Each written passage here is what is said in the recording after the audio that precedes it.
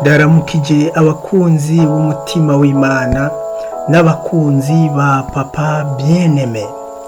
Uyu munsi nashimye kuvugana namwe ku majambo avuga ubushobozi bw'ijambo, ijambo ry'Imana.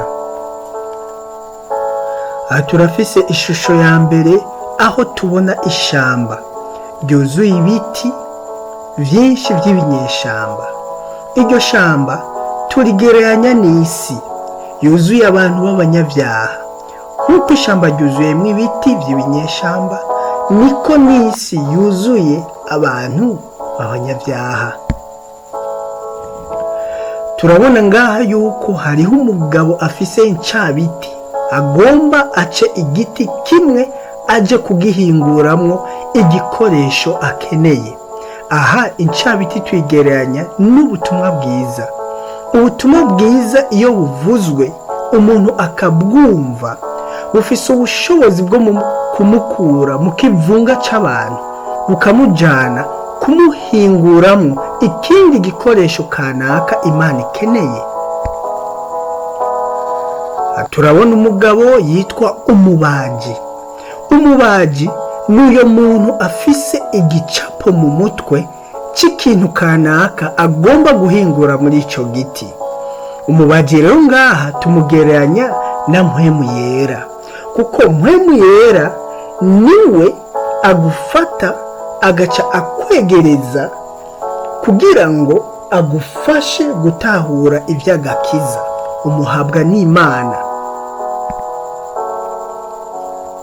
Aha turabona inkota igereranywa n'ibikoresho bitandukanye uyu mubaji aza gukoresha kugira ngo uyu muntu amuhinguremwo igikoresho akeneye. Iki giti yaciye aza gukoresha inyundo, imisumari, imisumeno, inkota n'ibindi vyinshi. Ivyo vyose bikunde ca giti kivemwo igikoresho kanaka. Inkota Bibiliya igereranya n'ijambo ry'Imana. Ijambo ry'Imana niryo ryonyene Imana iguha kugira ngo rigukuremo kameremere y'ivyaha ukambara kameremere y'Imana. Aha turabona yuko iryo jambo rero rica ryubaka muri wewe iyindi shusho y'umuntu mushasha asa n'Imana, ariwe Bibiliya yita icaremwe gishasha. Ariko naho iyi shusho iri muri we, mugabo aracari muri ca giti c'ikinyeshamba, ariko ishusho y'icaremwe gishasha yamaze kwiyubaka muri we. Iryo jambo uko ubandanya kurisoma, kurikunda, kuryumvira, kurigenderamo, ritangura kugwira muri wewe, hama rikagutandukanya n'umuntu wa kera. Ya shusho y'Imana igakomeza kugaragara muri wewe. Aha rero urabona yuko rya jambo uko ryagwiriye muri wewe niko ryaguhinduye ishusho n'ubwiza bwa Kristo.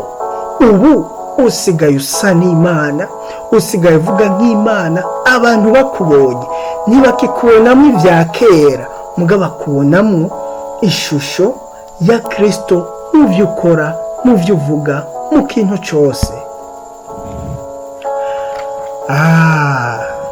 Ishusho ya nyuma niyitwa igikoresho c'icubahiro.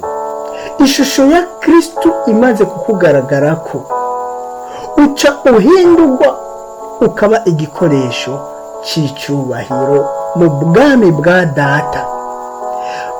Aka kantu twibuke yuko kavuye muri rya shamba, aho kanyagirwa, aho kakubitwa n'uruzuba, aho kakubitwa n'imvura n'ibindi bintu vyinshi, bihuhusi, imiyaga, mugabo gahereje kuja kuba mu nzu z'abami.